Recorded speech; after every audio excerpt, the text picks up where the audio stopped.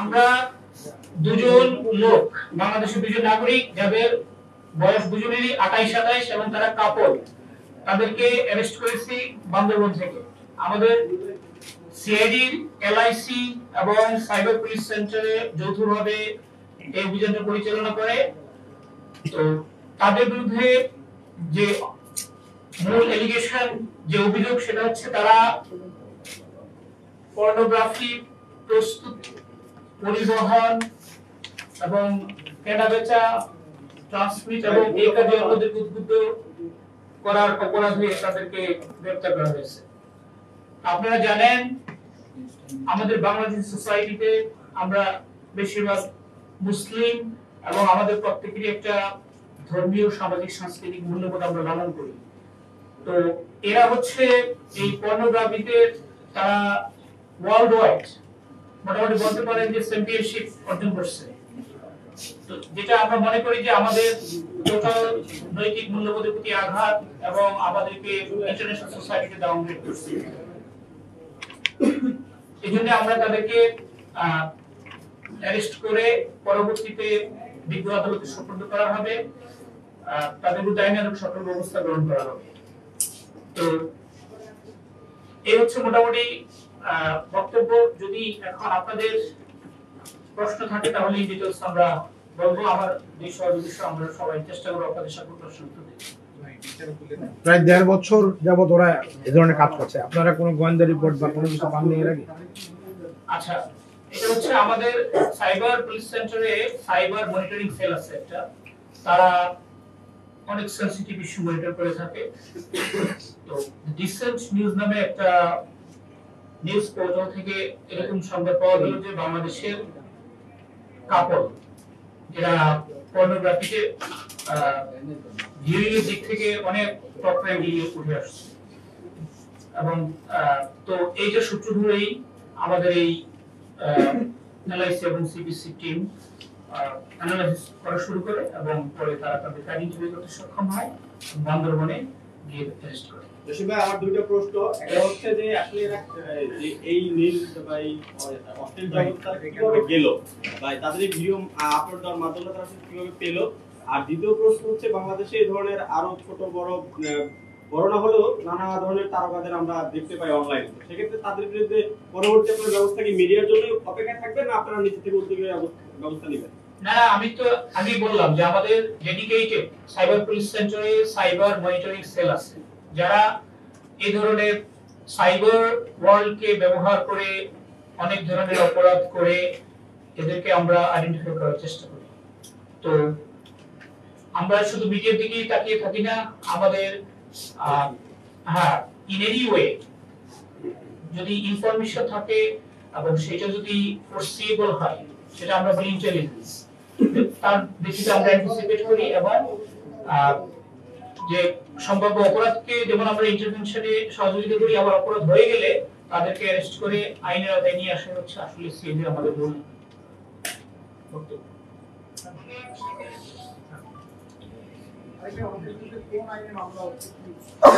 রাষ্ট্রদ্রোহী এটা পর্নোগ্রাফি নিয়ন্ত্রণ আইন 2012, এই আইনের সেকশন 8 এই যে মামলা করা হয়েছে এবং এই অপরাধটা হচ্ছে আমলযোগ্য এবং নন বেলেবল রাষ্ট্রদ্রোহী হবে। আপনাদের পিয়াতে আমরা জানতে পেরেছি যে তারা আরো অনেককে উদ্বুদ্ধ করেছে এবং আরো অনেকে এই জগতে প্রবেশ করেছে। তো যাদেরকে তাদের মাধ্যমে যারা উদ্বুদ্ধ হয়েছে তাদের তথ্য পেয়েছেন কিনা, তাদেরকে ফিরিয়ে আনা হবে কিনা, এবং যারা এই জগতে তারা মানে যারা যুক্ত হয়েছেন তারা বাদেও যারা এই জগতে প্রবেশ করতে চায় তাদের ব্যাপারে সিআইডির পক্ষ থেকে করা কোনো হুঁশিয়ারি থাকছে কিনা?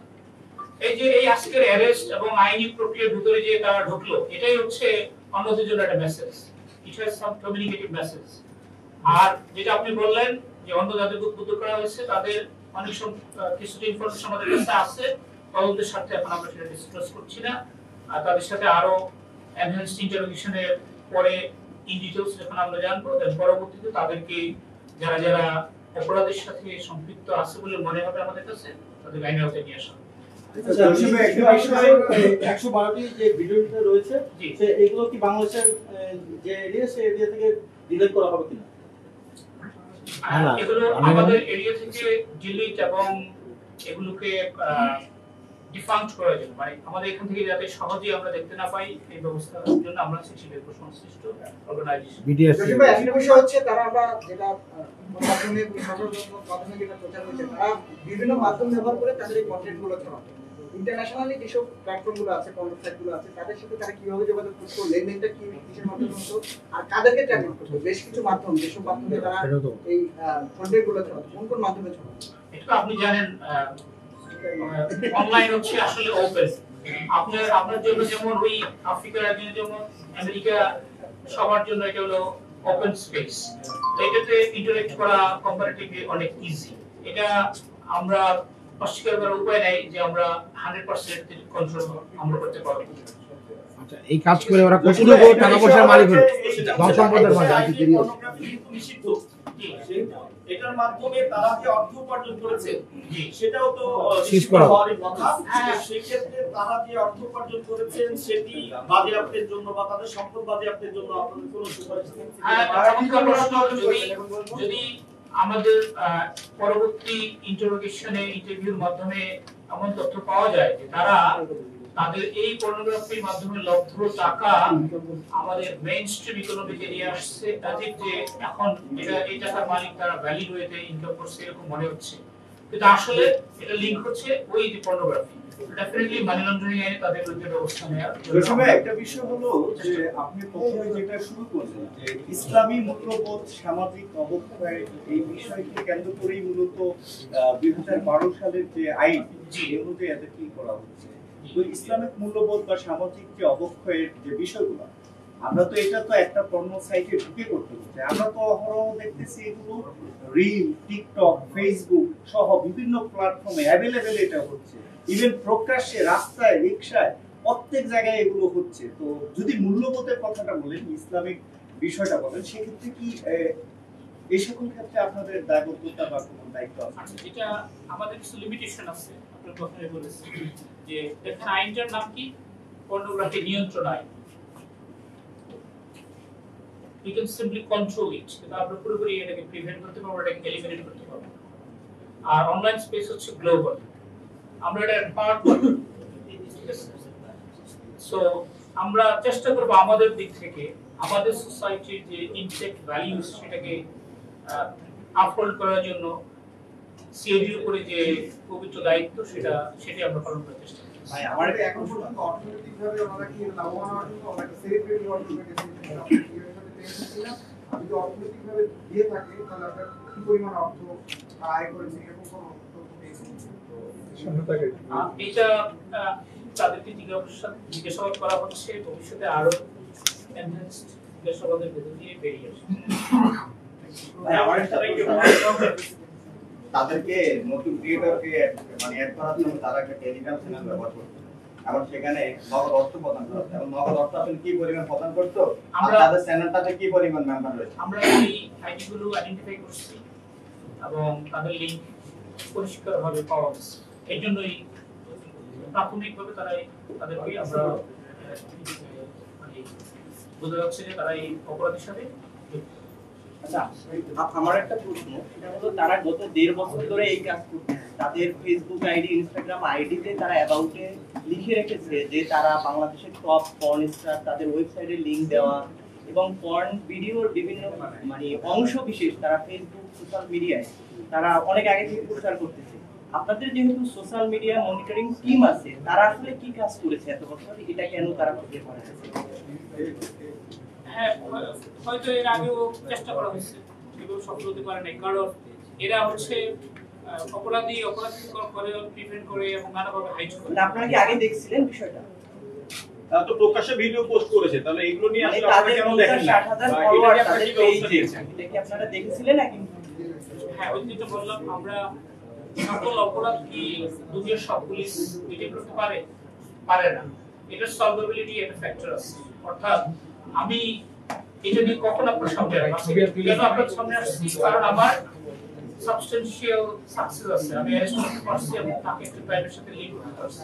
এর আগে হয়তো আমি দেখলাম ক্রাইমটা, কিন্তু প্রপারলি আইডেন্টিফাই করতে পারিনি, বা আমার কাছে যে এভিডেন্স ছিল that was not good enough.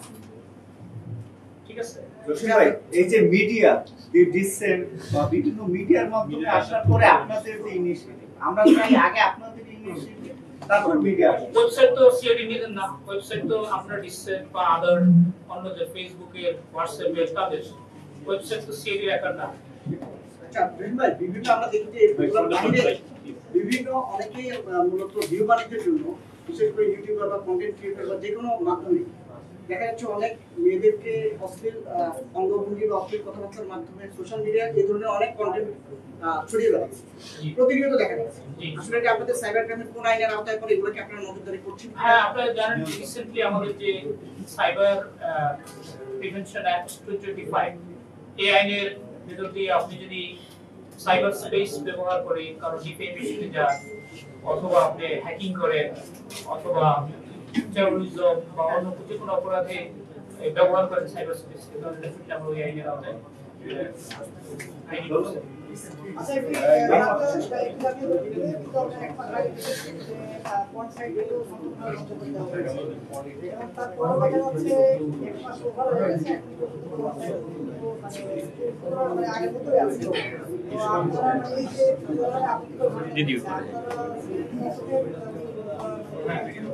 এটা হচ্ছে হাইলি টেকনিক্যাল।